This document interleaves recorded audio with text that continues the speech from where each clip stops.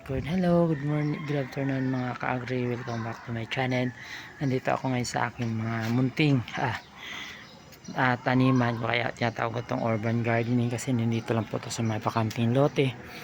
Maliit na space lang po ito. 42 square meter. So, dahil na maliit lang ito at bakante kaya tinataniman ko. Pero dati na itong may mga talong na aking tinutuloy lamang kasi na hinayang ako na napabayaan. So ito ngayon ang magiging itsura nila. Malago, sobrang lago po ng aking mga patula. Malapit na sila magbunga mga ka-agri. So ito, yan, yun ang aking mga patula. Dami nilo. Tapos may mga runtay dito, mga saluyot, dami. Punla ng talong, napakaraming talong. Tapos ang palaya, lumago na ang palaya, gumagapang na. Tapos meron tayong mga sigarilyas. Ayan, sigarilyas. Ayan, tapos meron tayo dito sigarilyas. Ito, paket na. Papaya, dami ng papaya, ang palaya. Paket na rin. Tapos may mga talong dito. Ang dami natin talong. Talong ko yan, malaki na din kasi diniretso ko lang siya. So dahil ang aking malunggay, napakalago na, sarap na malunggay. Tapos ito na, surprise ang talong ko. Napakaraming bunga ng talong. Yan po, daming bunga ng talong. Nakita nyo to, doon malayo yan, daming bunga, grabe. Super dami ng bunga. Ayan. Kita nyo mga ka-agri. Maliit na space lang to pero napakarami kong pipitasin. Ayan. Napakaraming bunga. Oh. Napakaraming bunga, nakita lang. Super. Magdamo na rin tayo bago mag-dilig kasi basa na to mamaya. Di na to videohan. So yan po. Ito po yung aking pinapagulang. Ito po, pinapagulang ko. Yan po, pinapagulang ko. Di kita. Ayan, pinapagulang ko yan kasi bibiniin natin. Yan po, nakita nyo sa loob, ang daming bunga. Super dami. Tapos ito, lalo na ito, grabe. Oh, di ba? Super. Light natin ito. Nakita. Yan, nakita nyo, daming bunga. Super. Isang puno. Ganun kadami ang bunga. Super talaga. Yan po. Ganun kadami ang bunga. Sobra po kadami ang bunga. Yan po. Yan po ang bunga niya. Napakadami. Super talaga, ang ganda ng talong. Ikot tayo. Yan po, para maniwala kayo. Yan po ang puno niya. Naikutan ko. Yan po, dami pong bunga. Super dami. So magdamo-damo tayo, kaya magdidilig na ako. Yan po.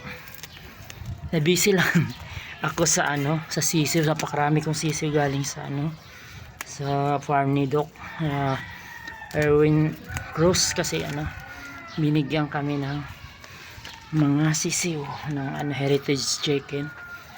Tinaruan kami para natuto kaming laga ng manok at hindi kami umasa lamang sa pananim kasi wala po kaming sariling taniman kasi nandito kami sa syudad, sa Maynila, sa Rizal.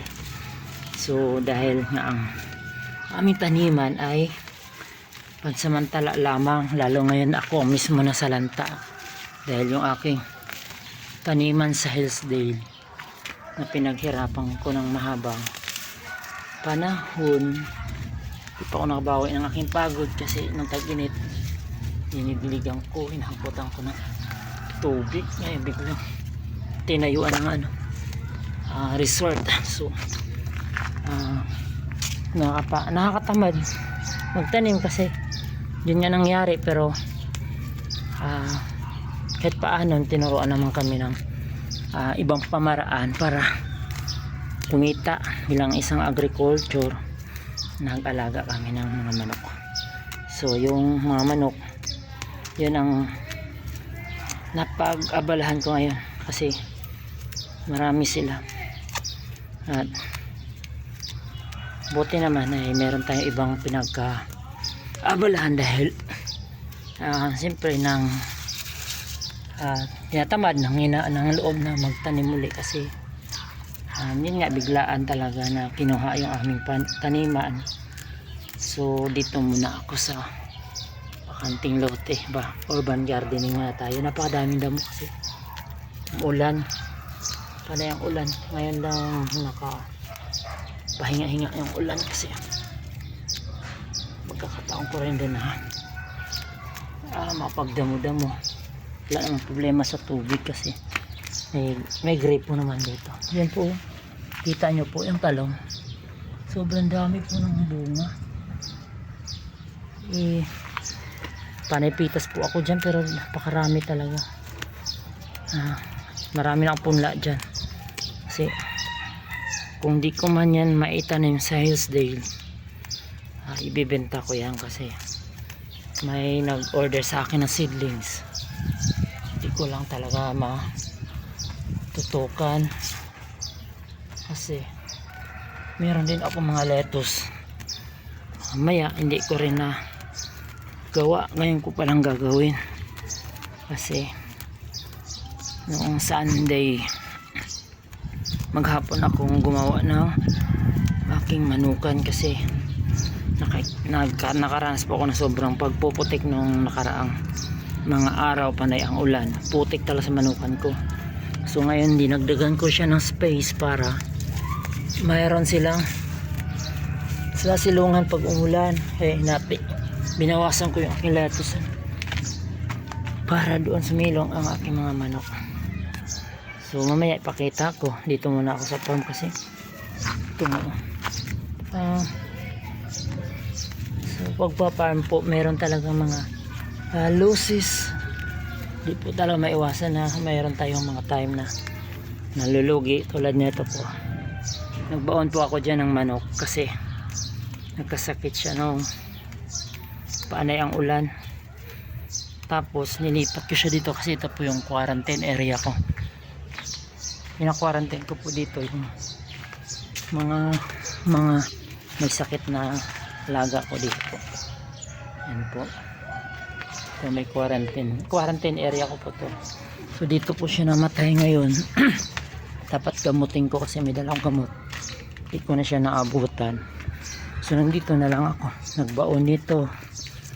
Tapos nakita ko to na sobrang kapal na ng damo kasi minsan na lang ako pumunta rito pag nag-harvest na lang gulay. So ngayon bibigyan natin siya ng time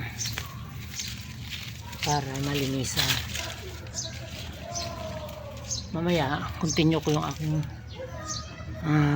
video sa litusan ko din sa manukan. So hanggang dito na lang. Napakalago ng aking mga papaya. Mamaya itutuloy ko.